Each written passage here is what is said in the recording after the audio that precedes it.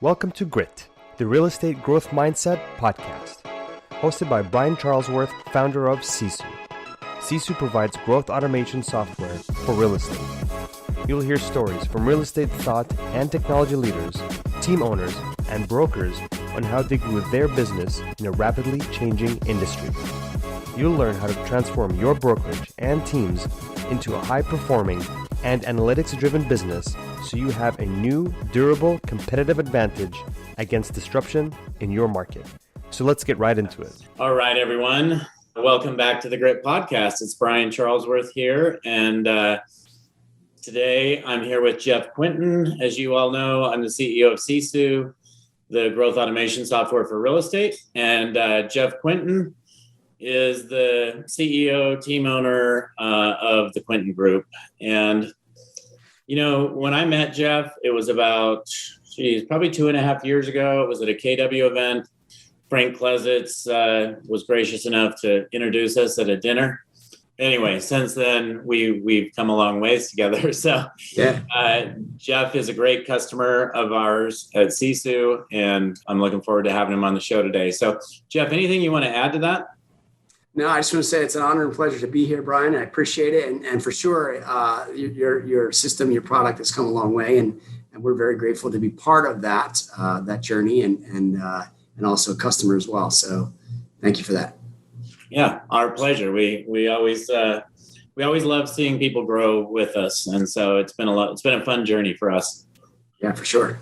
So on your website, Jeff, you talk about you have a super team.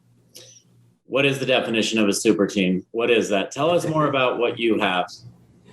Yeah, I would just say that a super team itself, is I think a group of agents that we have are very highly skilled. When you take a look at some other teams, you have a lot of large teams these days. If you look at our team as far as the average per person productivity comes from, just being good at what they do. I think through scripts and skills and being dedicated to a schedule and just being a lot of discipline in their world and their life when it comes to real estate. So that's what we a lot of times coach and train on. And the word super, I think, is something we threw in there as almost a tagline to what we do. And, I guess I would define it that way. It's just it's a group of individuals that have just, they're kind of just dedicated to their craft, and they practice a lot and and we coach on that a whole bunch. Okay. So you just hit on some points that I think are so important in today's market. Let's talk about discipline first. Sure. I think so many people think they can get into the market today and they can just, start selling houses and they don't need to have the skills. And I mean, if you look at an NBA player, any professional athlete, how often do they practice? And I take an NBA player just because I've heard so many of them talk about shooting 100 free throws a day. And, you watch them in warmups, they'll take the same shot like 20 times and they'll move to the next spot, 20 shots, next spot, 20 shots.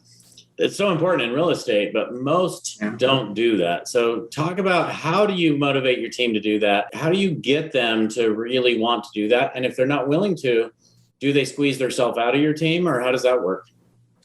Yeah, so I guess a few thoughts on it. I think that when most people get into real estate or when they're thinking about getting into real estate and they look at real estate agents, the way that, agents, they're perceived, I guess, is that they can kind of do what they want, when they want, how they want, and not really have a boss or have a schedule or have any real discipline, right? They want to kind of be free. And the challenge is all the reasons why they see or perceive that they want to get in the real estate business is all the reasons why those agents are actually failing out because they're not being disciplined, right? All the reasons they say, I want to get into real estate because I don't want to, have to be, I don't want to schedule and I want to do it whatever I want. I don't want to have a boss in any way or have this like as a real job. Well, all those same reasons why they want to get in and they don't treat it that way. It's all the reasons why they're failing out. And so, when someone joins our organization, they're going to notice right away that, discipline is a big part of it. Accountability is a big part of it. There's a few pillars that we want to make sure of. So anyone joining us, one, they've got to have the drive, right? They got to have that tiger in the eye. They got to be motivated to want to make money because that's what we're going to focus on is what money can do for them, their goals, and so forth. Two, they're going to be somebody that's going to seek structure and accountability and discipline, right? They need to have that, in their life, because we're going to coach around that as part of our other pillar. Thirdly, they're going to have the tiger in the eye, accountability, discipline. They got to be coachable, right? There's got to be coachability, like really willing to have, that blind faith and willing to listen to other successful things that have led in the past. And then lastly, it's just being a team player. So there's kind of the four things. But, ultimately, I think in all of this, it comes down to discipline of doing those things every day that you typically sometimes don't want to do. It's a discipline of the repetitious boredom of doing something over and over again and doing on the days you don't want to. Like those basketball players doing the free throws, they're probably, before they get on the court, going, oh my gosh, I've got to take another 100 shots from this position, this spot. And I do this day in and day out. Like it's a grind, right, to them, more or less. Or it may start to be like, a thing that they might in their mentally say, God, I got to go do this again. However, they understand the benefits and they understand how to win. And that's the discipline part, that they have to go ahead and do it, whether they want to do it or not, right? Almost every professional person out there, professional athlete, professional actor, actress, whatever it may be, they are studying, they are practicing, they're recording, they are writing, like they're viewing themselves, same thing. I use the analogy of an NFL football, right? NFL football quarterback. An NFL quarterback right now, the average time that an NFL quarterback holds the ball during a game, from the time it's snapped into their hand till they actually pass it, the average time is holding that ball for 11 minutes. And yet they'll practice almost 11 hours a day for 6 days a week. They'll show up at 6 a.m. and leave at 5 a.m. But what they're going to do from 6 a.m. to 5 a.m., they're going to run those plays after play. They're going to watch videos. They're going to work out. They're going to study the other teams. They're going to do all those things. And yet they're going to practice 60 hours a week for 11-minute presentation. And then we have realtors that don't do any of that. They have no discipline, and they have an average income of $25,000. But then you have the average NFL player that makes $25 million. But you got to see the difference between how much time they spend practicing. So, that's the thing that we do. We put a lot of emphasis on the discipline of practice. I love what you're saying. You said one thing though that I just want to discuss it a little deeper with you. You talked about the grind, if you will, and them going out on the court and being like, oh, I have to take more shots or something. And I think some have that mentality. But then you have the people and I think this is where Kobe Bryant stood out to everybody, because he was always the first one on the court and the last one off, because he was passionate about being the best, right? And so if you can shift that from being a grind to being a passion, and as the money starts flowing in, it's pretty easy to make that shift. But when the money's not flowing in, it's a grind, right? Yeah, for sure. So anyway, I'm glad you positioned it like that, Jeff, because I think that's so important. What we always do is we look at it and say, okay, really understanding and strengthening that link between the goals you have and the activities that you need to get to the goals, and making sure that you have a burning desire to achieve something greater than you, or to achieve those goals, right? To have that passion of wanting to do something, whether that is winning the game or as you continue to win the real estate game, because of that financially, I'm able to do this, right? And it's just strengthening the link between what's out there and then the daily disciplines. Yeah. I'm certainly not having you on here today to promote Sisu, but I do want to drill into that a little bit deeper, because, and not Sisu, but what I want to drill into is, okay, how do you do that? Because what you're doing is you're actually finding out their why. You're finding out what it is they want. And I call this positive accountability. You're working with them and coaching them towards their goals, not your goals, right? So that's positive accountability. I think a lot of the world thinks of accountability as a negative thing. In fact, if you look it up in the dictionary, it has a negative connotation. Sure. But it's that positive accountability that actually gets these guys there. So if you get an agent that comes in, a new agent, or maybe once a month you shift goals with your agents, or once a quarter or once a year. I don't know how often you do that, but maybe you could walk us through, Jeff, what that process is like for you and your leadership team.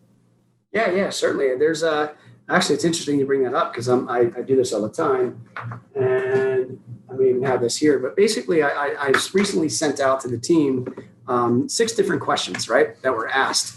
And the 6 questions were about really kind of what makes them tick, right? Like the 6 questions about, questions like, by them not achieving their goals, who does it affect? By them not doing what they're supposed to do, who suffers? And getting a little more deep, a little bit more beyond really what's more than what they are, right? So to give you an example, I've got a couple new agents that are just new into this type of thinking, and this type of thoughts. And I've got several agents doing things, but one of the agents on my team is a young guy, 21 years old, just very first year in the business. This year so far, I think he's closed 6 units. I think he's 8 units closed and pended. His goal is 24. So he's tracking in the first quarter. He's done very well, and he's getting there. And so, with him, we sat down, and 21-year-old dude that he still lives at home and so forth. This is his dad. So I get into a little bit about his why. And so what's driving you? And if you made this kind of money and you make $150,000 or $200,000 this year, or this income goal that you have, what are you going to do with it? What would be the most important to you about it?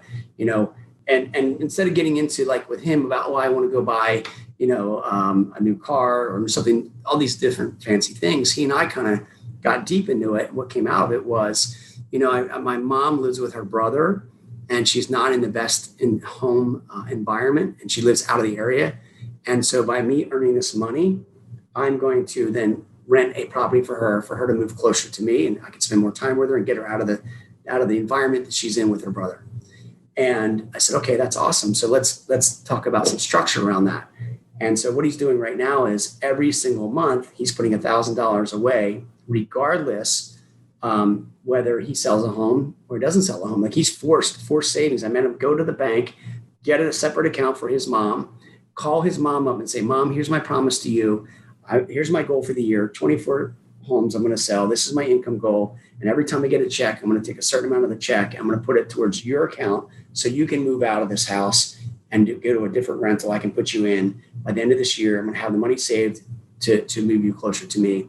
And anyway, so the type of structure like that, about getting a little more deeper, that's really going to fire him up, get him out of bed in the morning. See, our agents right now, a lot of them they're very hard workers, but we're trying to connect between the hard work and heart, and really figure out what's inside of their heart that's going to drive them. Right? We got a lot of hard, like they got the grit. Like I love the name of your podcast. They've got that. Now it's figuring out the heart inside of them, like really what's going to push them through and motivate them and pull them towards their goal. So that's something like that we're doing with one of our agents. I got several different stories like that, that where we connect those personal things that will drive them. If that makes sense.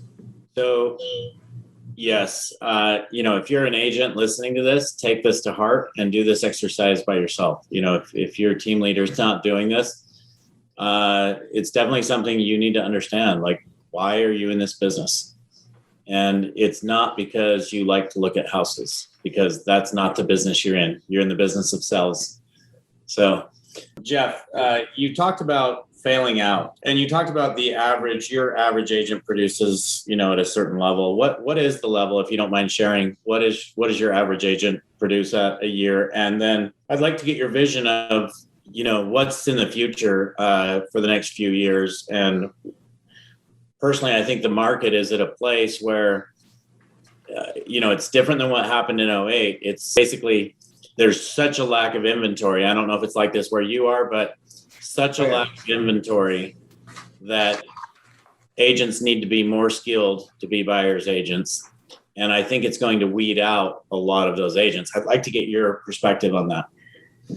Yeah, for sure. So our agent, average agent productive per agent per year productivity is hovering around 30, 32 units. If they're with me about 18 months or longer. In the first ramp up time, it's not uncommon in the first 12 months or in the first 18 months, they'll do 24 units. And then after 18 months, started getting, 2.5 to 3 units a month is good.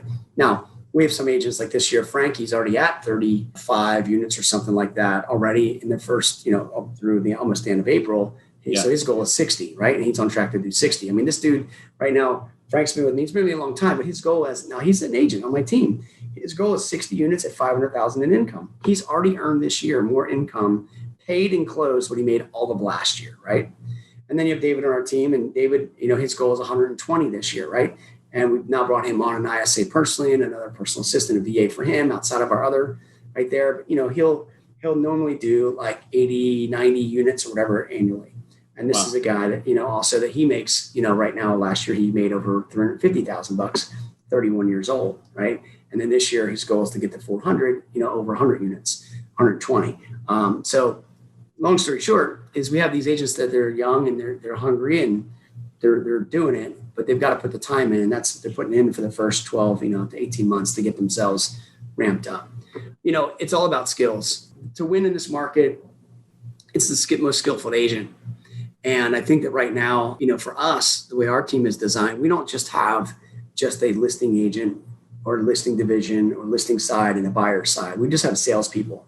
So all of our agents right now are focused on always getting listings. We need inventory more than ever, right? Because inventory is low in all of our markets. But it's all hands on deck because we understand it's the leads, the listings, the leverage. It's the listings that come in that generates the business. That's the gasoline. That's the fuel that will continue to make it roll. So our entire team prospects every single day, a minimum of 3 hours at a minimum of 30 contacts a day for seller listings, right? That's the focus. Now, some of them, aren't as skillful as others. So their business might be 70% buyer sales, 30% listings, right? Could be. But a lot of them are going to be, 50-50 or even 60-40 the other way, 60% listings sold. Yeah. But so the answer to the question on that is just that we have listing focused, agents all going for listings. And so we're always continuing to work on those skills of how do we get listings? What do we say? What's our objection handlers? How's our presentation? Understanding all about the markets, how to position ourselves on these presentations, understanding how to interpret the market statistics and what's happening in the market, where it's going, where it's been. So it's that whole entire skill set, but it's all focused around seller listings is the main number one kind of priority. Yeah, which I think is definitely where everyone should be focused today. And the buyers will come automatically based on that. I mean, you got to think about it, right? In this market we're in, look, if we always say it like this, like there's a difference between being an employer and an employee. And, if you look at a business, who typically makes more money, the employer or the employee? Well, normally it's the employer, right? Well, it's the same way in the real estate community or real estate business is when you have the listings, you're the employer. And the agents in the MLS, the agents in your real estate community are your employees. They're actually working for you. They're showing your listings, right? They're bringing you offers. If you get that inventory, you get that listing. Being on the buyer side today, man, it's hard. It sucks. Like, think about it. Like every single deal you're going up against is multiple offers, cash deals. It's a tough one, right? And if you don't have the skills on how to learn how to win with multiple offers being a buyer agent and you haven't gone through that and you're not able to be confident enough, you're going to continue to lose. So I think that the industry itself looking out the next 24 months, if agents don't get skillful on the buy side, understand how to start winning these deals, you're going to see them all. It's going to clear them out.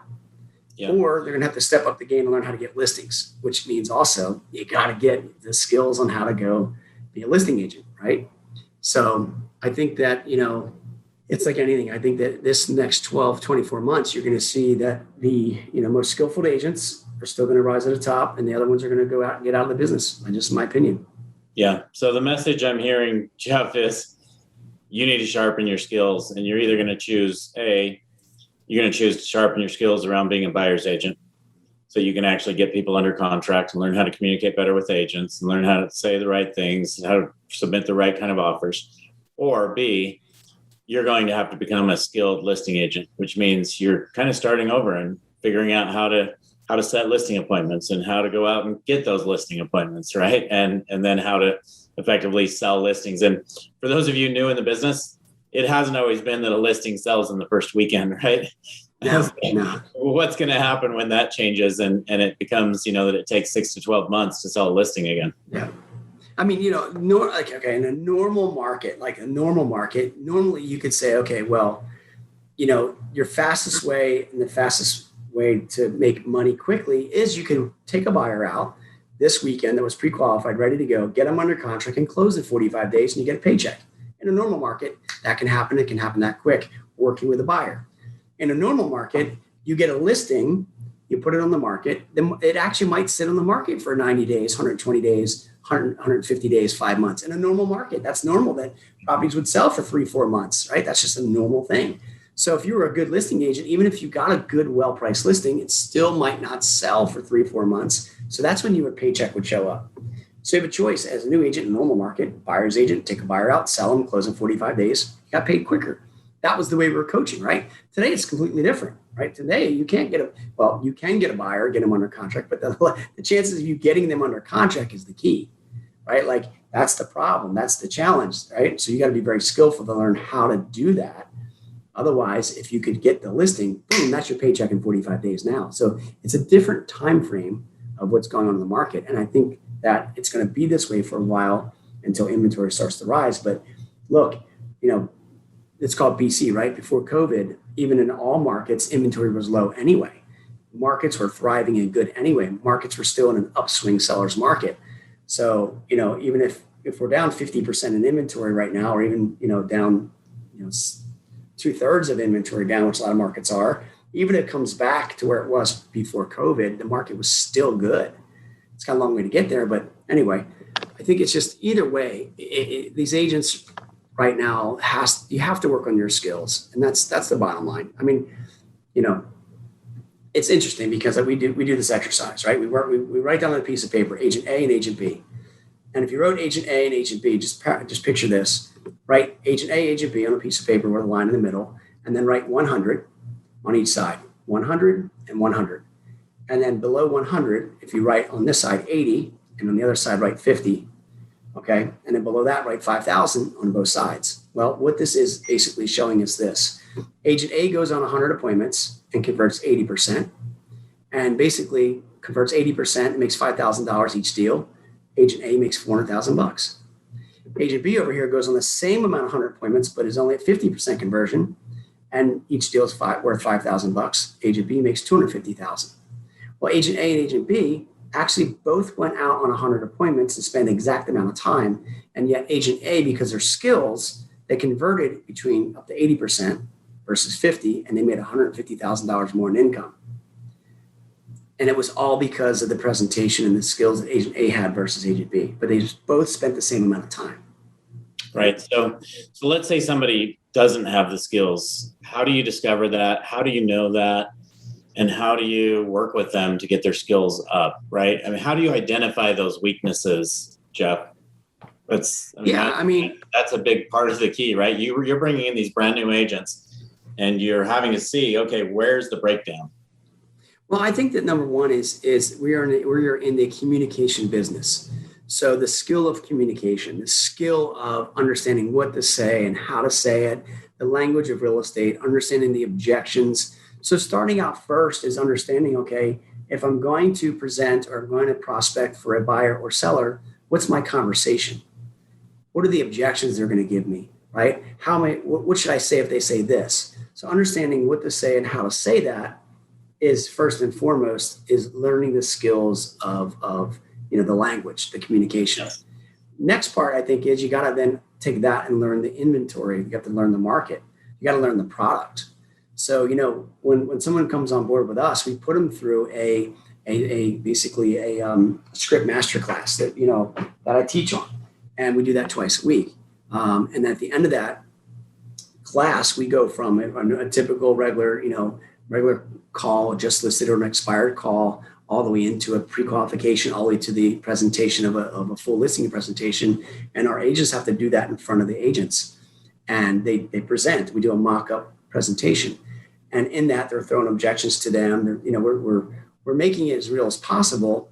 And at the end of that, they're going to be judged on 10 different things. They're going to be judged on everything from their tonality to their body language, to the rate of speech, to the mimicking, mirroring, and matching the client. They're going to be on their presentation of the material, the CMA presentation, like all of that. And we're going to rate them from 1 to 10, right? And if they score anything less than a 7, then they have to go back through the class, right? So we're working on these skills all the time. So we judge them on that. We're putting them through a master class, and then they have to present to us, as team members. So Jeff, I know you run an extremely successful business. We've been talking about how you work with your agents. How do you work with your admin team? Like, how do you make sure they're doing what they need to be doing? If you've been enjoying Grit, please help us continue to grow the channel by leaving a 5-star review and sharing it with a friend. Now back to Grit. Well, I've got great admin, so we got Scott on our team, who's our COO, and Jessica, who's our executive assistant. And then, so they break down from there, and they've got a lot of backup behind them. We have a listing manager. We've got 5 different VAs right now that Jessica runs and manages.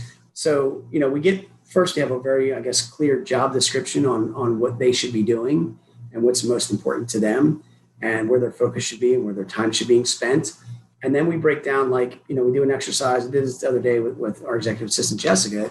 And we basically did the exercise of the more of, the less of, the start doing and the stop doing exercise, right? So we take basically a plus sign or 4 quadrants, horizontal line, vertical line, horizontal line. And you got 4 quadrants, and then up top in each one of those, you put less of and more of, and at the bottom, start doing and stop doing.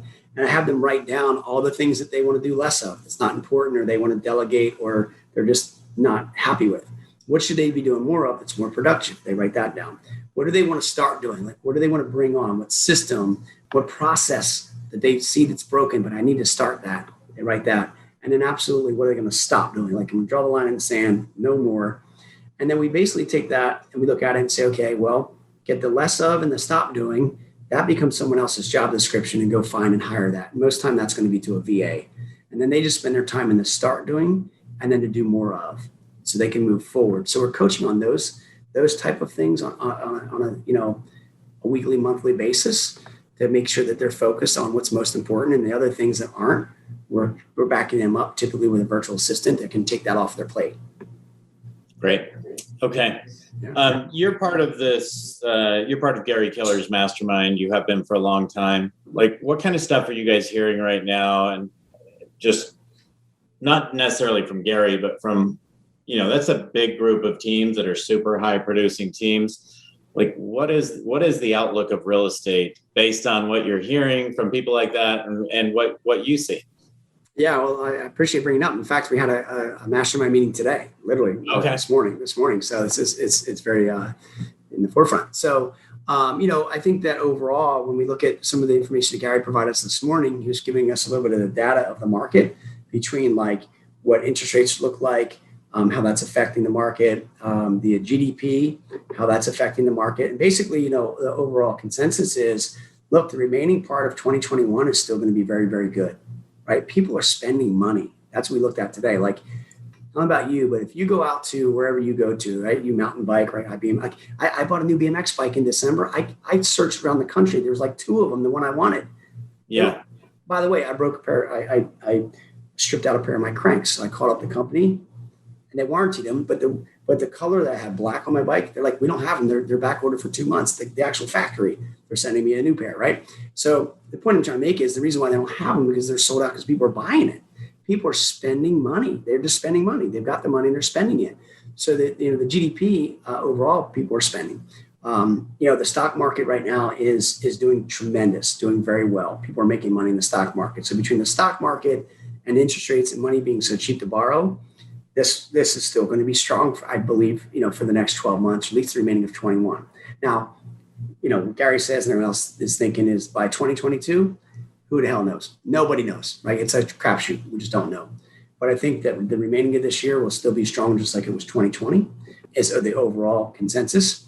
One other thing that we talked about today is there's, that as real estate agents, if you don't have a good relationship or consider getting one with some of these large developers and home builders, and because the affordability of homes, new homes affordability in the States is just, it's non-existent. If you have a tract home and your average price point of $250,000, $300,000 to build in a typical marketplace, every one of them sold. They're gone. They can't keep up. So, one of the ahas were, okay, go out and start finding land, because we don't have enough homes for homeowners to want to buy these houses right now, that affordable houses, right? New construction. Yep. That was one thing that was interesting. But overall, the consensus of our meeting today was it's going to be a strong market, but come 2022, we don't all know. Yeah. Okay. That's interesting. Glad I asked you that question. Yeah. You bought owning a real estate team, you bought a real estate brokerage a few years back. Yes. Can we revisit that, how you made that happen, where that is at today? And like, I know you, last time I spoke with you about that, you had just made the purchase, you were just transitioning things.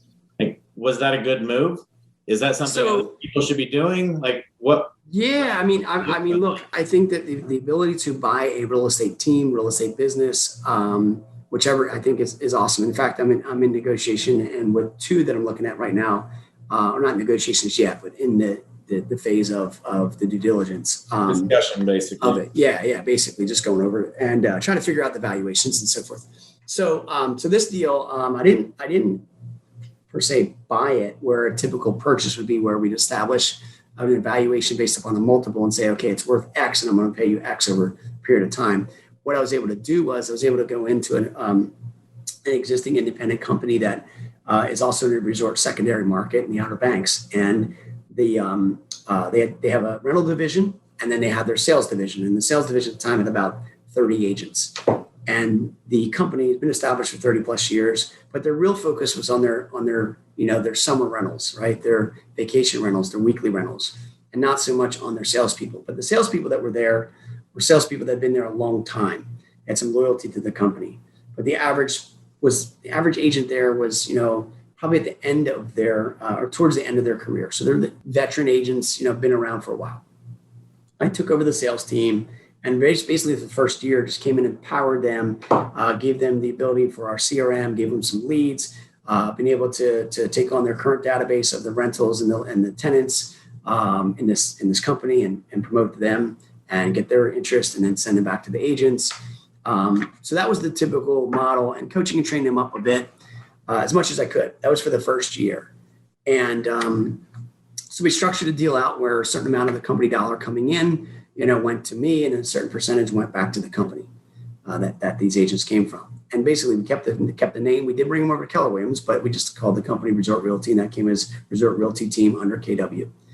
And so I just managed that part. I went down there about once a month, about every maybe 5 weeks. How far away was that from you? It's about a strong 8-hour drive.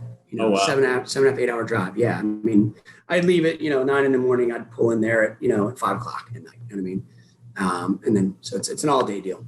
It sounds like it's worth a flight, Jeff. The problem, for sure, I would do it in a minute. The problem is you would actually drive there quicker than you could get a flight, because there's nowhere to fly into. Oh, really? I would have had to fly to like Virginia Beach, and I would have to go out of Philadelphia, which is an 1.5 hour ride, and flight there, it's just 2 hours, and then drive another 3 hours. It was just like the same thing. Yeah. I was just, Yeah. And then, and then I had to rent a car and stuff. So anyway, the deal itself was a good deal. But my deal with them was in September of 2020 that I had to make a decision to where do I want to go with this? Well, the agents themselves weren't, I'd say, the pillars I talked about earlier, the structure, the accountability, the hunger. Not what I learned out of those. A lot of them weren't those agents that were going to fit my model, that I could actually bring them into my value proposition that I normally would do. We had agents there. Resort real estate is significantly different than the prospecting real estate that you run, right?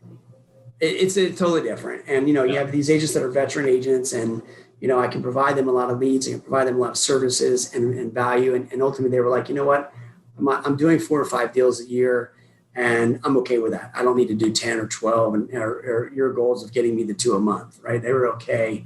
They were kind of much complete. They're just comfortable where they were. But yet the problem was I had 30 of those all doing 4 deals each, right? So it's a 100+ transaction business at a great sales price, an $80 million business.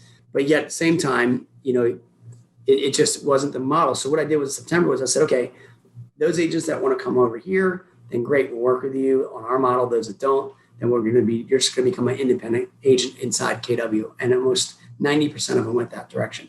So I've got other agents now that we're working with that are more or less different model, but still working under us through our CRMs and our leads and paying us referral fees off of it, but we're not giving them the full services. So anyway, that deal ended at the end of March. So that was an 18-month deal. Okay. So that's where we're at. That's where we're sitting right now. Okay. So it sounds like you are looking at, even though you had that experience, you are still looking at possibly buying a couple of other teams right now. For sure. Yeah. That was a little bit different because that wasn't ultimately a team per se. It was an actual office. It was an actual, full on brokerage. I just merged into our team. And then, but the deal was for the first year, like they weren't coming on my splits. I still had to keep them on their splits. It's like any other independent brokerage. A lot of these agencies are paying these agents 70, 80% splits. Well, if you only have 20% or 25% in company dollar, and then you take on all the expenses, there's no money left over, right? Right. So the deal itself wasn't as profitable as you might look and say, unless you can bring them over to the real true team model, where you have more of an expansion model. The brokerage model and team model are two different things, right? For sure. Yeah. Yeah. All right, Jeff. Well, it's always fun. I have a couple more questions for you on a personal note, but before we go there, I'd love to just get what's one piece of advice that you'd like to share with everybody based on where we're at today, other than of course learning your skills, because we've dug into that deeply, but what's something that you would want to make sure that everyone knows today in today's world? Gosh, there's so many things. If you're a brand new agent, let's assume that there's a new agent listening to this, or you're getting in the business, make sure you have enough money saved, right? I always tell all agents, you gotta have 6 months money saved, put away. And so you can focus on the business 100%, dive in 2 feet. That's for the new agent. It's always hard if an agent's part-time and bartending at night, or waitressing here or there, and they got to be at another job at 3 o'clock or 4 o'clock, and they work. It's just hard to get going, right? Yeah. It takes a long time. So I think that's something that you need to know there. For the veteran agent, or the agent that's out there right now, or the agent that's already in the business, what do they need to know? I would just say that I can look at an agent right now in 2 things. If I looked at your schedule and I looked at your bank account, what would the story tell? In other words, are you earning the income that you want? And one of the reasons, if you're not earning the amount of income you'd like to earn, most likely it's your schedule, your calendar is off on the activities that you're doing. So I would only share with somebody is really analyze the time you're spending and make sure that you're spending the right time on what matters most. And we talk about that being in your top 20%, right? Spending your top 20% of activities that will generate you the 80% of your results. And that's the 2 things I would just share. Great. Thank you. Thanks for that. Jeff, what would you attribute your success to? Like, how long have you been in this business now? 29 years. 29 years. I thought you were younger than that. I mean, I saw a picture of you on a BMX bike with a trophy in your hand just a week ago. So yeah, you've been in this business for 29 years. Yeah, I'm like a grandpa, man. Like I've been around this thing forever. Jesus. Yeah. 1990. I got it in 1992 when I was 19 years old, right out of high school. That's all I know. Yeah. Awesome. Yeah, man. Yeah. Okay. So obviously you've got grit, you've got you've mastered the skills, you've done everything you needed to do. And that's probably how you became a team leader and decided to share that over. So thanks for doing that. So just on a personal note, like as far as learning, like where's the place that you go to learn? I'm learning in so many areas. I mean, every single day, there's not a day that I don't learn. So my day, I read a lot, or I listen to audiobooks a lot. I listen to podcasts, other podcasts. I'm a junkie when it comes to that. And I have been a long time. I mean, back to the cassette days when you put cassettes and CDs in your car. So I learn a lot from there. I learn a lot from others, studying other people and masterminding and, spending the right time around others. I ask a lot of questions. And so that's some of the skills that I've learned about learning. I mean, every morning, this is just something, I want to get personal, I'll just tell you. I listen in the shower every single morning to a book or a podcast or an interview or something. Like literally, I take my phone, put it up on the ledge, shampoo, thing there, right? And I turn it on. Now, if it's 15 minutes or 10 minutes, I'm in the bathroom, right, by myself, it's my time. my wife knows, kid knows, like they all know not to come in the bathroom because you can hear it, right? Like, because then they like come in and try to start talking to me, and I'm like, geez, now I got to put pause on there, like, and I get all annoyed. But that's like my little time while I'm getting ready, and I have a walk-in closet, and I put my phone up on the shelf where my shoes are as I get dressed, right? Great. So, it's just a time frame that I can block out. That's my little 20-minute time or whatever it may be. And many other times during the day, but that's one place I learn that I do. So obviously you've read or listened to a lot of books. What's one book that you would recommend everyone in real estate listen to or read? Well, gosh, there's so many of them. I mean, okay, so let me just something that stands out. I mean, I know there's a bunch. Yeah. I mean, one that stands up as we speak, because it's just my focus kind of right now is, but I think it's a great book. It's called Wealthability. And Wealthability is written by Tom Wheelwright. I'm sorry, not Wealthability, excuse me. That's the name of his company. But Tom Wheelwright's book called Tax-Free Wealth. Tax-Free Wealth. And he owns a company called Wealthability, but Tom Wheelwright's the author. And Tom's one of the nation's best CPAs. But basically what I learned on this book is just tax strategies, how to reduce your net taxable income, how to get your net tax rate down, understanding the IRS code where you should be investing your money for passive income, and also getting the greatest tax benefits. See, getting into real estate, if I had learned these strategies from this book and what they're teaching back when I first started, gosh, I would have saved millions of dollars in taxes. And that's our biggest expense. So that's one thing I think that anybody right now can learn from. Anybody new getting in the business is getting your tax structure right and understanding where to invest and how to get your net taxable income down. So you're not paying, I know, as much as we do, because we all pay too. That's our biggest expense. That's the one book that just comes up. I love that you didn't go to a book that was just about real estate or motivation, but it's about wealth building. And I mean, I think real estate, the industry has been known forever, and the industry is different, but it used to be, it was full of real estate agents that worked for a brokerage. Now you have all these team owners and people on teams, even like some of the agents on your team that are making 300, 500 grand, right? It's a different world. You can sell more homes now. You can actually build a business. So there's an opportunity to really create and drive wealth versus spending everything you make. So I think that's equally as important, that everyone learn those strategies and skills as well. So thanks for sharing. Sure. Yeah. I mean, it's one thing you make money, but then it's the next thing is, how much do we save? After all said and done, how much do we have left to invest? That's the key. Yes. Yeah. Okay. So in your personal time, Jeff, what's your favorite thing to do? Yeah, I mean, obviously spending time with my wife and kids and stuff, that's always fun. It's always good to do the personal stuff. Like I mentioned earlier, I'm back into BMX bike racing right now. I'm just on a high of that right now. I did that as a kid, and I got back on the bike. Literally my first race was March 20th this year after 33 years.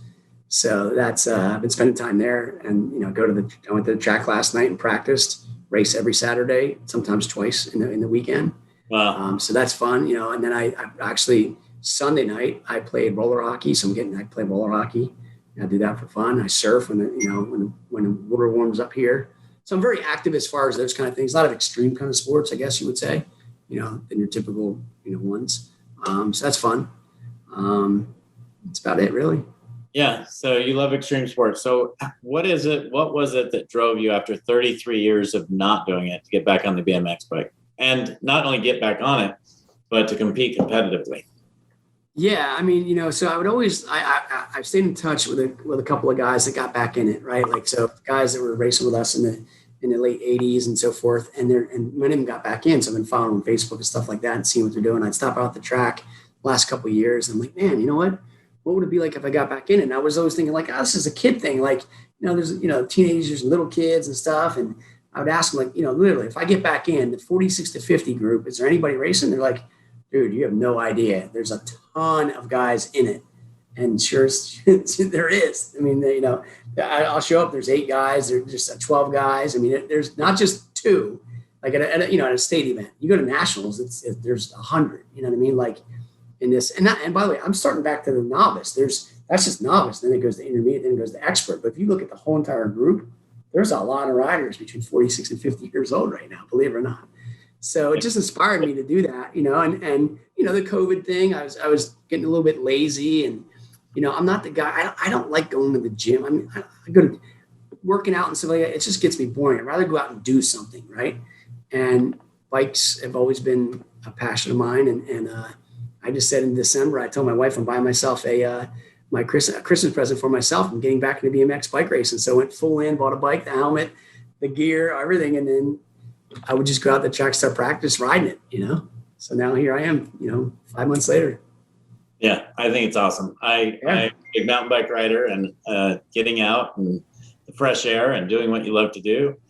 There's nothing like that. It's a great way to stay in shape as well. So, Jeff, thank you so much for being on today. I really have enjoyed our time together, as always. I do want to just ask what's the best way to get a hold of you for people who might be listening that may have some questions for you as a follow-up? Yeah, sure. I guess the easiest way is to email me, jeff@thequintingroup.com. And that's spelled Quintin, group.com, jeff@thequintingroup.com. You can hit me up on any social media at Jeff Quintin. That's probably the best places to reach me. All right. Jeff, congratulations on all of your success. Yeah, listeners, thank you again for joining us on the show this week. And if you guys will go click that subscribe button and also just give us a review, that will help us be able to get, more people like Jeff on the show. So Jeff, thanks again, and we'll talk to you soon. Thanks, Brian. It's a pleasure to be here. Appreciate it. Thank you for joining us on our podcast. If you have an interest in a free 7-day trial of Sisu, go to sisu.co, sisu.co. Make sure that you use the coupon code GRIT, that's GRIT, to waive all your setup fees and receive a 10% discount on your subscription. If you enjoyed listening to this podcast and want to subscribe, search GRIT, the Real Estate Growth Mindset, on iTunes, Spotify, or Podbean. And with that, we'll catch you next time. Take care.